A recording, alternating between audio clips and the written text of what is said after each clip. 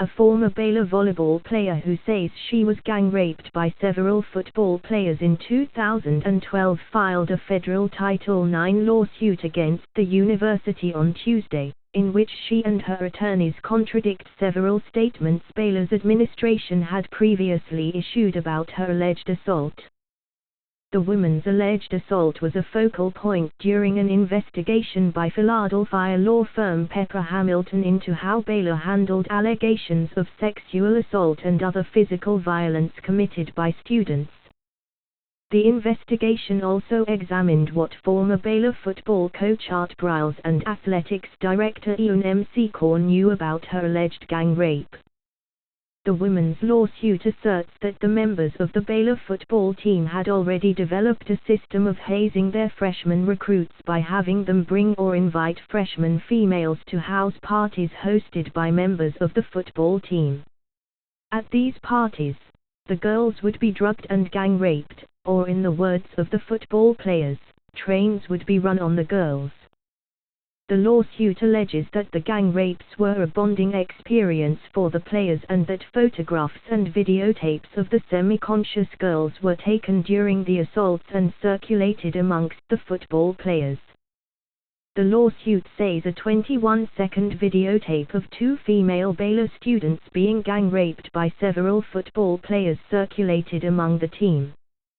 Simply put, Baylor football under Briles had run wild, in more ways than one, and Baylor was doing nothing to stop it, the lawsuit says. The alleged incident outlined in the court filing occurred more than 5 years ago, and Baylor University has been in conversations with the victim's legal counsel for many months in an attempt to reach an amicable resolution, a Baylor spokesman said in a statement Wednesday.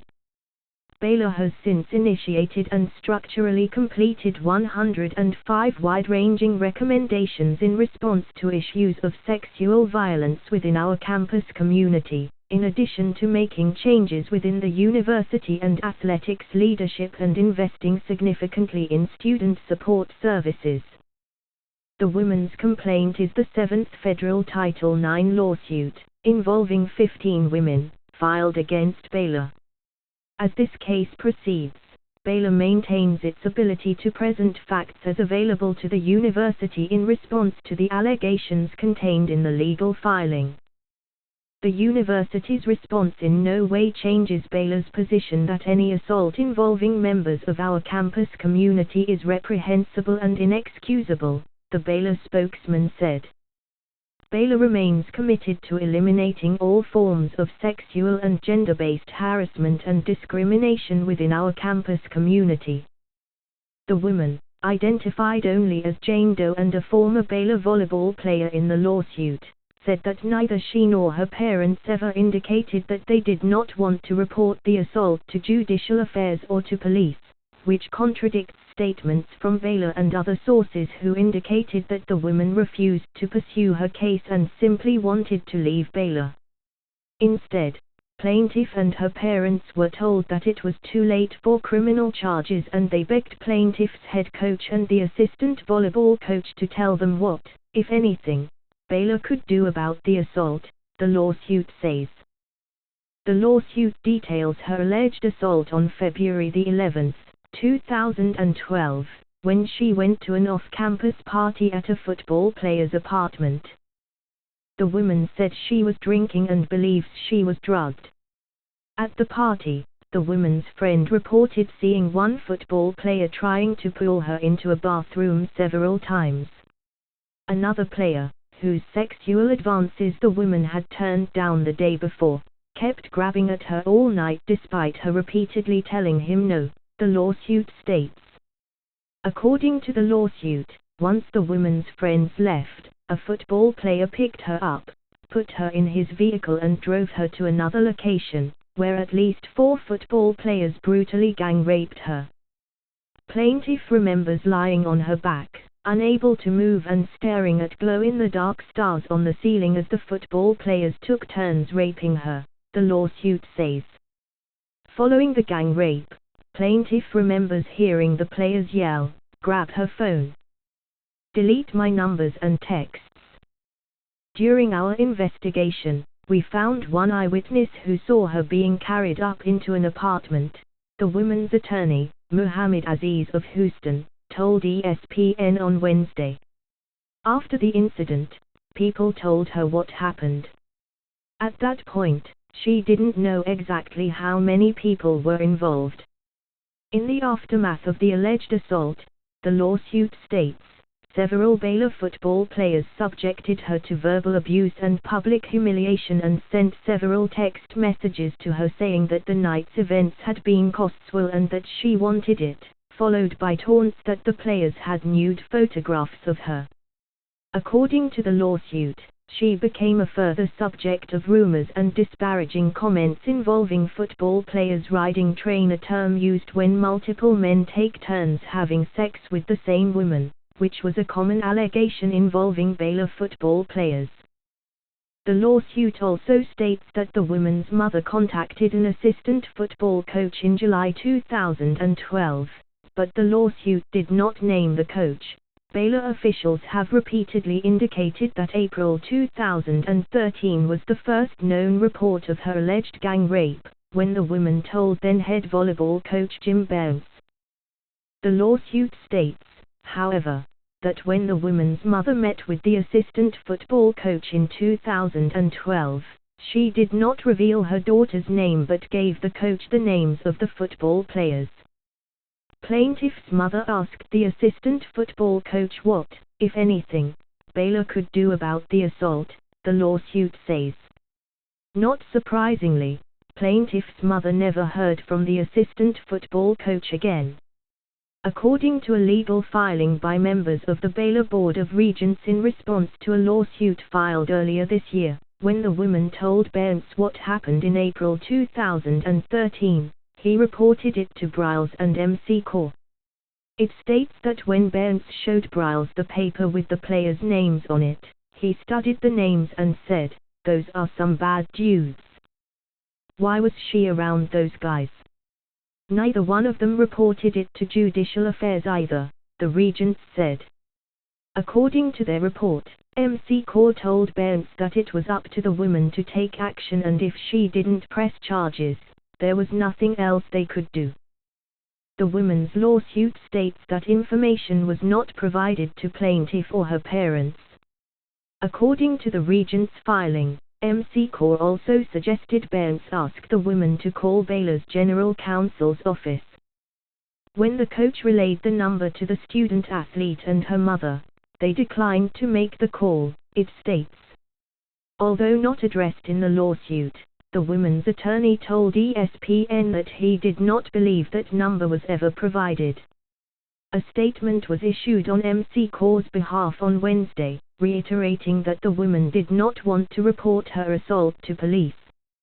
It is important to note that at the time Baylor did not have a Title IX office, did not provide Title IX education or have policies or procedures in place for handling and reporting allegations of sexual assault, the statement reads.